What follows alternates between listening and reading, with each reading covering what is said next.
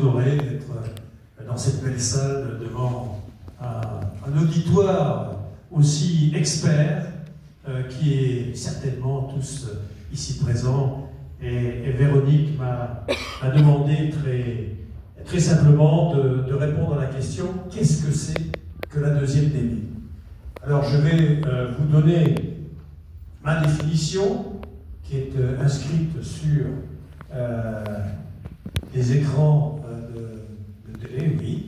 Voilà. Alors pour moi, la deuxième DB reste une grande unité, la seule dans sa catégorie, qui aura marqué aussi profondément l'histoire militaire française de la Deuxième Guerre mondiale par son bilan et sa singularité.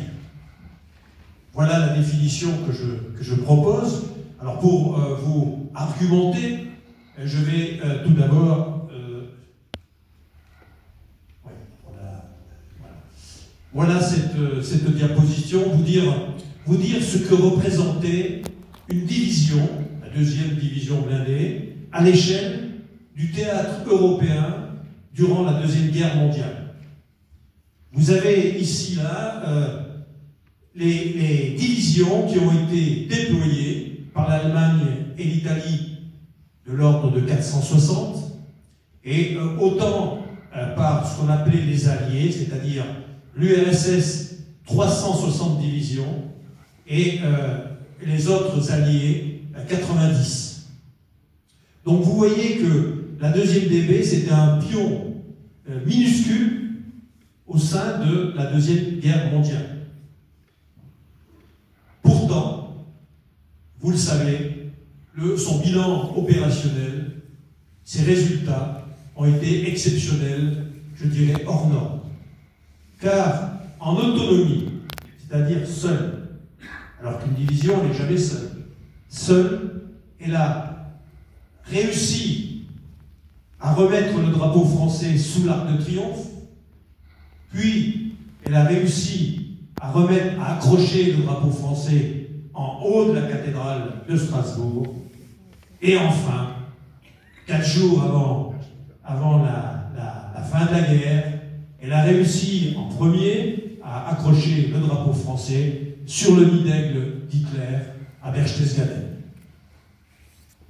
Je pense que un bilan comme ça, je ne pense pas qu'il existe au sein de la Deuxième Guerre mondiale une autre division qui puisse s'en prévaloir. Et d'ailleurs, la population française ne s'était pas trompée à Paris. Les Français appelaient l'armée Leclerc. L'armée Leclerc. Alors, ce n'était pas du tout une armée, c'était vraiment beaucoup plus petit. Alors, je pourrais arrêter là, mais on m'a donné quelques minutes de plus, et puis je vais évoquer la singularité de la deuxième DB. Et avant cela, je voudrais dire avec force que la deuxième DB, vous l'avez vu, si elle commence en août 1943, on ne peut pas comprendre la deuxième DB si on ne l'inscrit pas dans ce qu'on appelle l'épopée Leclerc. L'épopée Leclerc commence en août 1940 à Douala, se poursuit au Tchad, ça va à Koufra, on va reparler de Koufra, puis la Libye contre les Italiens, la Tunisie contre les Allemands, enfin, avant de devenir deuxième DB. Vous comprenez bien que tout ce qui s'est passé avant l'a marqué. Alors, elle l'a marqué par la rencontre entre ces deux hommes. Un qui refusait la défaite et l'autre qui voulait absolument continuer à combattre. Et cette confiance qui s'est installée entre De Gaulle et Leclerc va annoncer le rôle et le destin de cette division. Et puis, si on ne connaît pas le serment de Koufra, on ne peut pas comprendre la deuxième DB. Ce serment prononcé en mars 1941, qui donne un objectif qui est sacré par rapport l'appel de Gaulle, qui lui donne une position. Lui, il donne un objectif militaire, la cathédrale de Strasbourg. Et cet objectif sera ce que j'appelle moi le carburant de tous les soldats qui seront intégrés au sein de la 2e DB, y compris les soldats qui vont incorporer la 2e DB après Paris.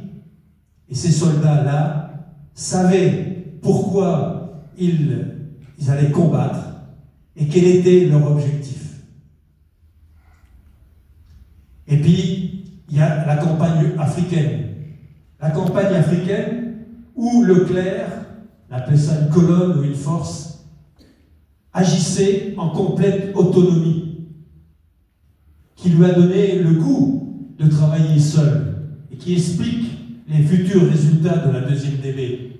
Et puis, durant ces campagnes africaines, il a déterminé avec ses adjoints des modes d'action pour prendre l'ascendant sur l'ennemi sans pratiquer ce qui se faisait à cette époque au sein des armées, c'est-à-dire le choc frontal. Leclerc refusait le choc frontal. On était toujours dans la manœuvre pour déborder, contourner, prendre un revers. Ça limitait les pertes amies, les pertes de ses soldats, mais ça limitait aussi les pertes civiles. Car vous verrez tout au long de son épopée, la campagne de libération, les villes qu'il a prises n'ont pas quasiment subi de destruction, et les civils, et idem, n'ont pas perdu les hommes. Vous savez ce qui est arrivé à un certain nombre de villes, ceux qui étaient sur la côte atlantique, et toutes les villes allemandes ont été rasées. Et dessous, bien sûr, il y a des civils. Voilà. Donc, c'est ces points qu'il convient de garder à l'esprit pour comprendre la 2e DB. Alors, la 2e DB est née le 23 août 1943, et cette 2e division blindée fait partie des 11 divisions que les États-Unis s'étaient engagés à équiper avec du matériel américain pour remettre l'armée française sur pied et participer à la libération de la France. Alors, la singularité de la DB commence là. Sa première singularité, c'est la composition de ces hommes, et Véronique l'a évoqué tout à l'heure, avec une grande hétérogénéité. Par la provenance des soldats, tout d'abord. Vous voyez, cette DB est constituée de tiers. Un tiers de gaullistes, un tiers de légalistes ou pétainistes, avec l'armée d'Afrique, et puis un tiers de ce que j'appelle, moi, des individuels, avec, en gros, le corps franc d'Afrique. Et c'est là, ce tiers-là, on va trouver des étrangers, on en reparlera, mais aussi des Français STO, j'appelle les Français STO, c'est-à-dire les Français qui refusaient le STO et qui ont traversé l'Espagne. Certains y ont connu des moments très très difficiles. Et puis les pieds noirs, les jeunes Français pieds noirs. Voilà. Voilà cette hétérogénéité. J'insiste qu'entre les Français libres et l'armée d'Afrique, en 40, 41, 42, ça s'est mal passé. Il y a eu des combats. Il y a eu des guerres, des combats fratricides. Et leur diversité aussi de tous ces gens-là, ça a été souligné. Tout le panel politique était représenté, tout l'éventail politique était représenté au sein de la 2e DB, religieux aussi, et la 2e DB avait la particularité d'accueillir 22 nationalités différentes. Le plus gros contingent était les Espagnols, on va le reconnaître, mais il y avait aussi des Allemands, il y avait des Italiens, il y avait quasiment tous les Européens, des Sud-Américains, des jeunes, connus des jeunes Colombiens, Argentins, qui venaient tous unis, vous l'avez dit, pour combattre le nazisme et libérer la France. Il y avait aussi des différences bien sûr raciales, sauf nos amis africains noirs, car vous savez que lorsque les Américains ont équipé Leclerc pour sa DB, c'était à la condition qu'il mette tous les Africains qui avaient combattu avec lui depuis 3 ans sur la touche, car les lois ségrégationnistes de l'époque américaine prétendaient que les Noirs ne pouvaient pas servir au sein d'une division blindée. Voilà.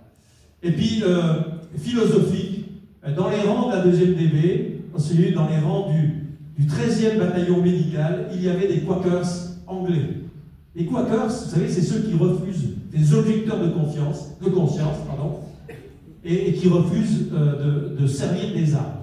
Donc ils étaient brancardiers et ils participaient au sein de la 2e DB. Voilà. La deuxième singularité, c'est que Leclerc a pris une structure américaine qui était une structure ternaire. Les Américains, c'est 3 groupements tactiques, et Leclerc en a fait un 4e, car lui, il a adapté à ce qu'il sentait sur le terrain, et ceci étant, il a fait aussi au sein de certaines unités à Paris.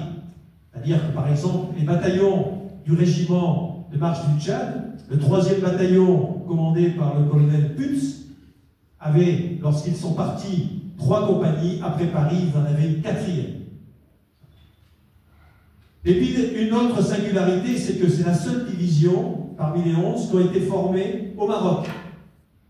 Alors, dans des conditions spartiates, parce que vous voyez, ils étaient sous les tentes, Leclerc a préféré aller au Maroc pour être du côté de l'Atlantique, on va y arriver, mais surtout pour être loin d'Alger. Car à l'époque, à Alger, l'armée d'Afrique qui était gironiste, vous connaissez les tensions entre le général Giraud et le général de Gaulle, Leclerc voulait s'écarter de ces tensions pour pouvoir travailler plus simplement. Et alors, une des singularités aussi qui est très forte, c'est la seule grande unité française qui a débarqué sur les plages de Normandie. Et ça ne s'est pas fait tout seul. Parce que la 2e DB, ou la 2e, avant ça s'appelait la 2e DFL, Division française libre, était prévue d'être avec la première armée qui débarque en Provence. Alors qu'est-ce qui s'est passé? Quand De Gaulle a connu les plans des Alliés, il s'est dit il faut absolument que l'on mette une grande division française au sein, dans cette façade atlantique, car c'est là qu'il va y avoir l'effort des Alliés. Et effectivement, l'effort des Alliés, c'était à l'Atlantique, car ils visaient, Américains, Anglais, ils visaient quoi? Ils visaient la Ruhr, ils visaient le cœur industriel de l'Allemagne. Le débarquement en Provence est un débarquement secondaire, dans le temps et dans les moyens. Moins de la moitié des moyens qui étaient partis à partir de la façade atlantique. Et là, De Gaulle, avec Leclerc, se sont dit il faut absolument qu'on fasse partie de ce débarquement atlantique, car pour De Gaulle, c'était quoi l'objectif? C'était Paris. C'était Paris. Et Leclerc, c'était quoi? Strasbourg, voilà. Donc, je pense que c'est important de le savoir, car effectivement, des fois, on passe là-dessus sans s'en rendre compte. Alors là, la singularité 5, c'est le bilan, dont j'en ai parlé. Cette DB qui a participé en tant que division dans un corps d'armée américain, dans une armée américaine, la 3e armée Patton, au combat de Normandie, combat de réduction de la poche de falaise, et puis, toute seule, elle est partie sur Paris. Alors, bien sûr, elle a pris Paris en une journée, mais Sylvie va nous raconter ça. Il y avait des résistants, bien sûr, et il y avait une participation, mais on peut dire mineure, américaine, avec la 4e BI qui a pris les franges est de Paris. Et puis, cette 2e DB est repartie en Lorraine, en Alsace, avec les Américains. À Baccarat, elle a pris Baccarat toute seule. Et puis surtout, elle a, grâce à une manœuvre extraordinaire pour contourner le môle défensif allemand de Saverne, du col de Saverne, elle s'est ruée sur Strasbourg, qu'elle a pris par surprise. Par surprise. Donc, pas de combat à Strasbourg, ou très peu, limité. Voilà. Et là, elle l'a fait toute seule. Les Américains, à 24 heures, 36 heures derrière, qui n'arrêtaient pas de courir après, quelque part, leur division fer de lance. Cette division qui était appelée la Blitz Division par les Allemands, division l'éclair. Alors il y avait un jeu de mots entre Leclerc et l'éclair, bien sûr, mais surtout, c'était cette division qui leur posait beaucoup de problèmes, parce qu'elle arrivait là, jamais là où ils s'y attendaient. Voilà. Et les Américains avaient bien compris, il les dénommait les crack troops. C'était devenu leur fer de lance. Et c'est pour ça que Leclerc avait gagné en une certaine autonomie vis-à-vis de ses chefs américains, car il savait qu'avec lui, il y avait des grandes choses à aller se faire et qui limitaient là aussi les pertes du côté américain. Et puis, je vous ai parlé de Berchtesgaden. Bon, Berchtesgaden, je ne vais pas m'y approfondir pour des raisons de temps, mais Berchtesgaden, c'est pas des combats. Berchtesgaden, c'est une course de vitesse, surtout, à une opportunité, et je dirais que presque Berchtesgaden, c'est un coup politique. C'est-à-dire que ça a certainement participé à faire basculer la France du côté du camp des vainqueurs. Vous savez qu'avec le président Roosevelt, c'était pas inné cette affaire. Lui, il voulait, le président Roosevelt américain, voulait considérer la France comme un territoire occupé, avec l'Amgoth. Donc on avait le même statut qu'Allemagne, que l'Italie et autres. Voilà. Mais avec une division comme ça et une armée, l'armée de l'Arc aussi, qui ont participé, qui ont contribué au succès, à la défaite du nazisme, on ne pouvait pas les mettre du camp des vainqueurs. Alors, rapidement, les combats de la poche de Falaise, ont Paris libéré. Alors, Sylvie nous donnera la date. Alors, on retiendra le 24, n'est-ce pas, Véronique, hein, vous voyez Drone sur son capot en train d'écrire ses ordres pour la journée du 25 avec Granel qui est penché dessus. Voilà. Paris libéré, c'est pour tous les anciens le meilleur moment de leur vie. Au moment de leur mort, ils y penseront. Vous imaginez des gamins, 19 ans, 20 ans, libérer la capitale de leur pays dans une ambiance extraordinaire. Et puis Strasbourg, là aussi, c'est un coup seul. Hein, l'ADB, elle a libéré Strasbourg toute seule. Voilà. Et le 23 novembre 1944, Berchtesgaden, je vous en ai parlé. Ils ont profité des autoroutes allemandes, hein, pour aller là où ils savaient où vous voulez aller, mettre le drapeau français sur le sanctuaire nazi. Vous savez que Berchtesgaden, à l'époque, c'était le Berlin bis. Hitler commandait beaucoup de Berchtesgaden. Berchtesgaden, on le voyait souvent aux actualités. Hein, vous savez, avant les films, on avait les actualités, et les Français savaient qu'est-ce que c'était Berchtesgaden.